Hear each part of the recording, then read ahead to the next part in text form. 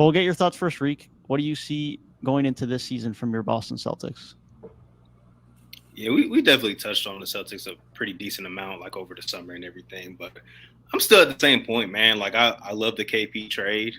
This gives Boston a third option that they haven't really had, maybe since like Kemba, but that was kind of before JT ascended and everything. So now they got a true third guy who is the third guy. There's no like Gordon Hayward lurking in the background or anything.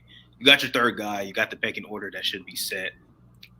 Giving up like Smart definitely stung, but it's like you kind of got to make those moves, man, to get better. And that's one thing I love about Brad Stevens. Since he stepped in from day one, he's coached many of these guys that have been on this team, but he's making the right moves that he has to make in order to elevate this team to being a championship team and truly just being able to win it all. So, losing Smart sucked. He's been there for about a decade, but it was the move that had to be made. I think Derek White does a lot of the things that Marcus Smart can do at this point. And I think Derek White was better than Marcus Smart last season. So I'm fine with him being that defensive, gritty guard going forward.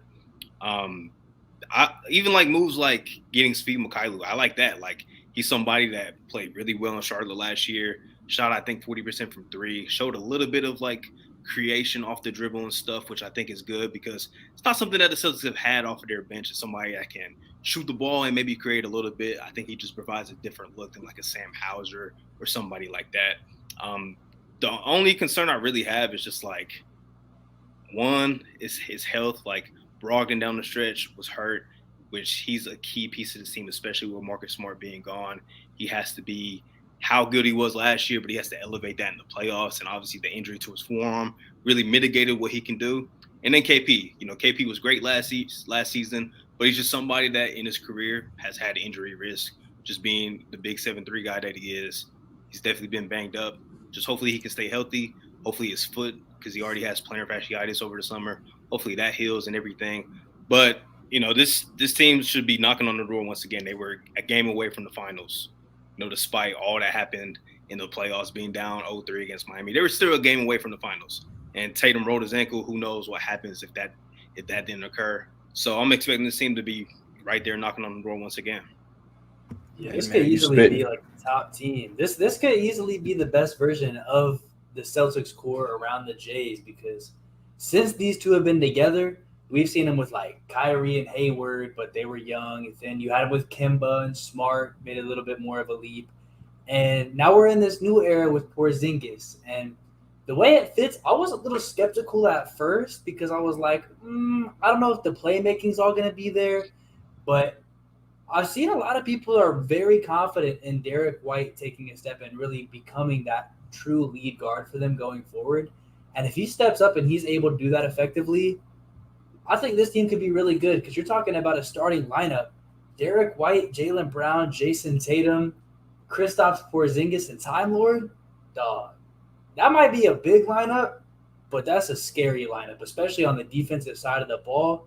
This team could be a defensive juggernaut this season. And that mixed with enough tough shot makers, mixed with enough guys that'll just play within the flow of the offense, mixed with some solid depth off the bench, I feel like this team is at the point where they really have it all. I don't really see a lot of weaknesses here, especially if they get a second-year leap out of Joe Mazzulla, because especially in the playoffs, there was some questions about his rotations, his schemes, different things he was doing. But it was his first year coaching, and he was kind of thrown into that role out of the blue. So him with a full year with this roster, a full year to be in that system, really grow that relationship with the players, with the organization, really ingraining himself into that culture, it could take them to the next level. There's so much talent here, and they've had talent for years. It's just been about getting over that hump. And I think now they have everything they need to do that. Hey, man. I am a known Celtics supporter. I'm a known Jayson Tatum supporter as well. I predicted him to win MVP 2 years straight. And last year, I swear, I thought he was going to do it. And then, he started shooting birthdays and, tour dates and shit like that. And it ruined his MVP chances. I was still bullish on them going into the playoffs. They scared me going, they scared me all three series, which is weird. That Celtics series, I felt they went a little longer than it should have, which it did. But, they came out of that one the Sixers series, they had to really grind after putting themselves in that hole, and they did. And unfortunately, 3 strikes you're out. They couldn't do it with the Miami Heat. I'm very, very, very much so looking forward to the Celtics team. Where do I listen? I think that this is I think that this is the year. Okay, I think that this is the year that the stars align, the pieces, all of the puzzle pieces are put together in just the right way, that we see the Celtics team break through and we see them win their first championship. Well, together. First championship Celtics. That's kind of funny. But I think it's gonna happen. Listen, this it's Tatum's world, bro. It's Tatum's world. I think that he's ascended to top 5 in the world status. Unfortunately, last playoffs he didn't play like it, but that's the ups and downs of you got to bounce back from stuff like that.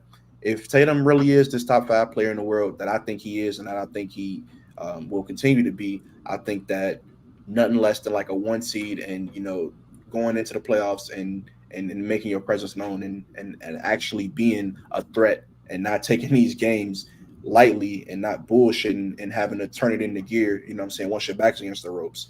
I think that they go through the regular season confidently, that confidence transfers into the postseason, and with that postseason confidence and everything clicking, I think that they're going to be the best team in the East, and I think that they're going to be in the NBA Finals.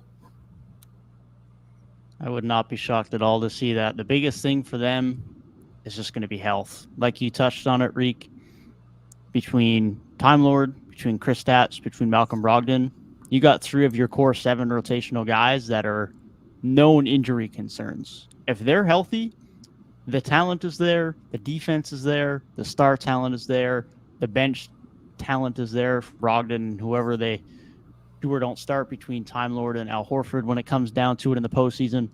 There's a plethora of what you need to win. It's just, can they stay healthy? Even when you look at the fact that, they lost to Grant Williams, they lost to Marcus Smart, did they have the depth? You still have 2 really good pieces off of your bench, and as an 8th, 9th rotation guy, like Peyton Pritchard will come back to light a little bit more now this season, I would presume.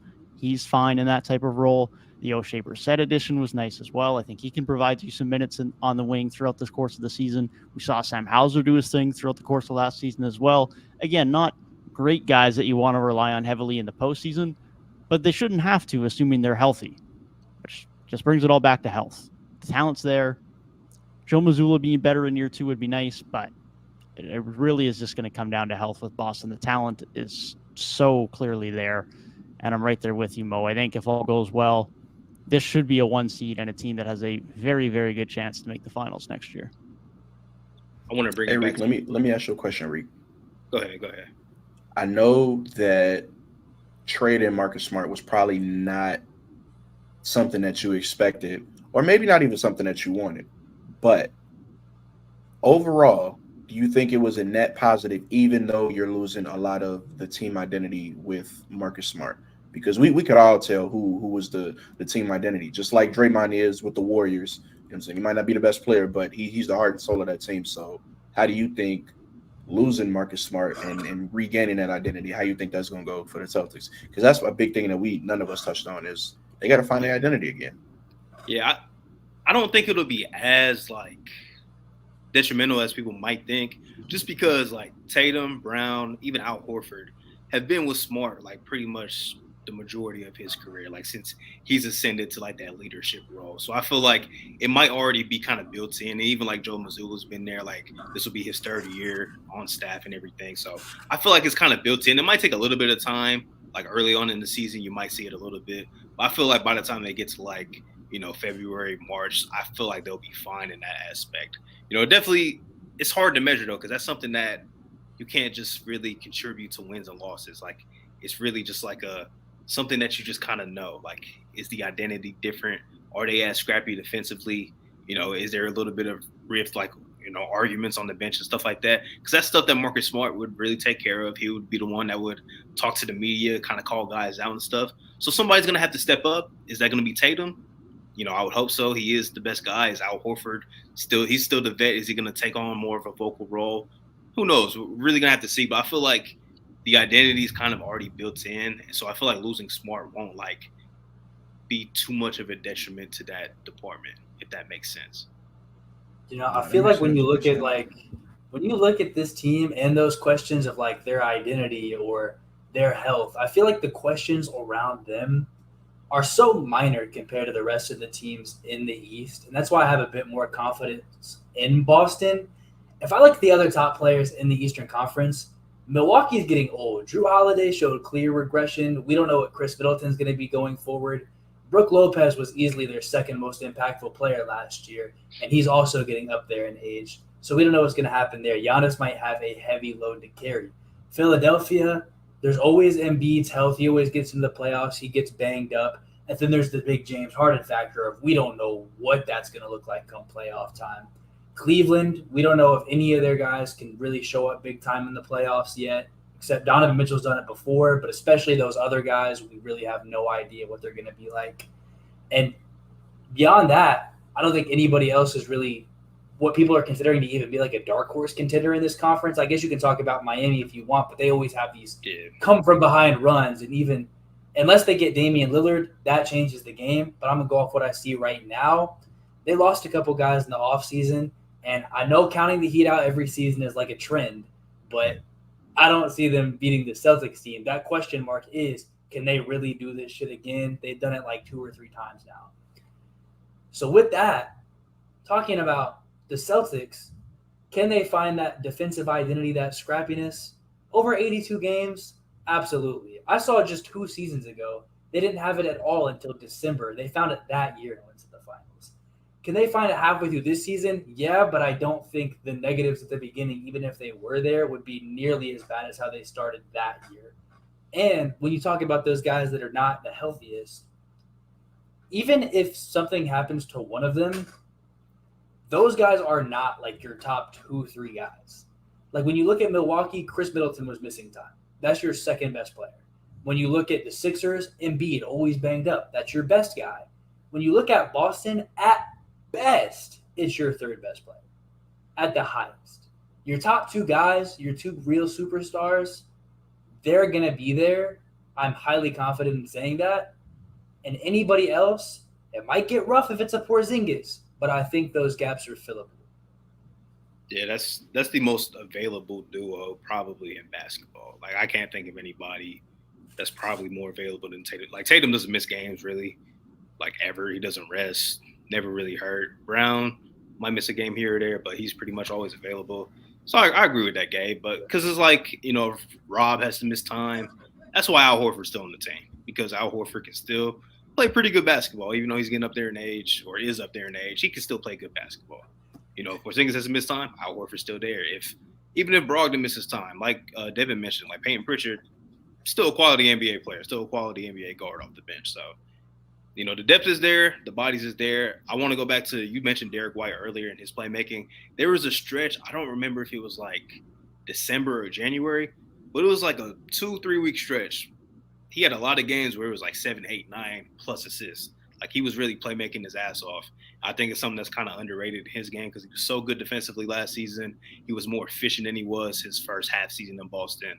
That I feel like his playmaking when Smart was out really went under the radar because he was really dishing the pill around. So, I'm not expecting him to average like 8, 9 assists, but I feel like he can provide a lot of what Marcus Smart was doing from a playmaking department. That's why, on court wise, I'm not really too concerned about replacing what Smart brought to the team because Derek White was doing a lot of the shit Smart did, but better last season.